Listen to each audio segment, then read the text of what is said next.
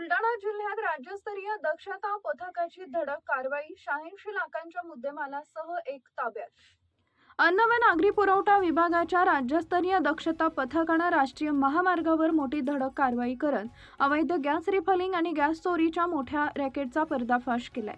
ही कारवाई बुलढाणा जिल्ह्यातील खामगाव अकोला हायवेवर असलेल्या हॉटेल सुदर्शन शेजारी करण्यात आली आहे। राज्यस्तरीय दक्षता पथकाला मिळालेल्या गुप्त माहितीनुसार पथकानं हॉटेल सुदर्शन जवळ अचानक धाड टाकली। यावेळी मोठ्या गॅस कॅप्सूल टँकरमधून बेकायदेशीरपणे गॅस काढून तो लहान टँकर आणि सिलेंडरमध्ये भरला जात होता। हा गॅस पुढे काळ्या बाजारात औषध विक्रीसाठी पाठवला जाणार होता। कारवाई दरम्यान गॅस टँकर, 11 सिलेंडर, लहान टँकर व इतर साहित्य असा सुमारे 86 लाख रुपयांचा मुद्देमाल जप्त करण्यात आलाय।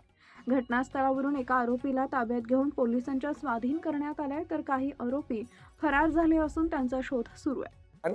अन्न व नागरी पुरवठा विभागाच्या राज्यस्तरीय दक्षता पथकाचे प्रमुख श्री चंद्रकांतजी डांगे साहेब यांना खात्रीलायक खबर मिळाली होती। त्या अनुषंगाने आमचं पथक खामगाव शिवारामध्ये इथे दाखल झालं। त्या अनुषंगाने आम्ही इथे धाड टाकली असता ऑइल कंपनीमधून भरून आलेल्या टँकरमधून शिनी एका उभ्या असलेल्या टँकरमध्ये गॅस काढून शिनी गैरमार्गाने गॅस काढून तो काही नोझल मार्गे गॅस सिलेंडरमध्ये व्यावसायिक स्वरूपाच्या आणि घरगुती स्वरूपाच्या सिलेंडरमध्ये भरण्यासाठी तो चोरीच्या मार्गाने काढला जात होता। त्याच वेळेस आम्ही इथे धाड टाकून एक आरोपीसह मुद्देमाल पकडलेला आहे। आरोपीचं काय नाव आहे? आरोपीचं नाव आहे रवी वाय बसे म्हणून, ड्रायव्हर आहे ते। मुद्देमाल कितीचा आहे? मुद्देमाल एकूण अंदाजे 87 लाखापर्यंत मुद्देमाल जप्त केलेला आहे। नागरी पुरवठा विभागाच्या राज्य दक्षता पथकाचे प्रमुख श्री माननीय चंद्रकांतजी डांगे साहेब यांना मिळालेल्या प्राप्त खबरीनुसार खामगाव अकोला हायवेवर हॉटेल सुदर्शन शेजारी हा गॅस टँकरमधून चोरी होत असताना राज्य दक्षता पथकाच्या सर्व टीमने आमच्या पकडलेला आहे।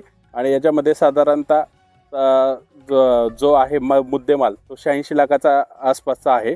आणि साधारणतः इथं एक आरोपी आम्ही पोलिसांच्या ताब्यात दिलेला आहे। आणि पुढच्या प्रोसेससाठी खामगाव पोलीस आणि खामगाव जिल्हा बुलढाणा जिल्हा पुरवठा अधिकारी यांच्यासोबत आमच्या टीमची संयुक्त कारवाई सुरू आहे। काय करणार होते सगळं गॅस? याच्यामधून एक गॅस कॅप्सूलमधून जे टँकर तुमच्या पाठीमागे दिसतोय त्या टँकरमधून छोट्या टँकरमध्ये ते टाकत होते आणि त्याच्यामधून सिलेंडरमध्ये भरून अवैधरित्या ते ब्लॅक मार्केटिंगमध्ये काळ्या बाजारामध्ये विकत होते। काही आरोपी पसार झाले? हां, इथं साधारणतः काही आरोपी पसार झालेले आहेत। त्यांची माहिती आम्ही पोलिसांना देत आहे। काय काय मुद्देमाल ताब्यात घेतला? साधारणतः याच्यामध्ये टँकर, काही सिलेंडर्स, 11 सिलेंडर आणि एक इथं शेजारी जो डेड टँकर आहे तो, ह्या सर्व इथं असणारा मुद्देमाल आम्ही ताब्यात घेतलेला आहे।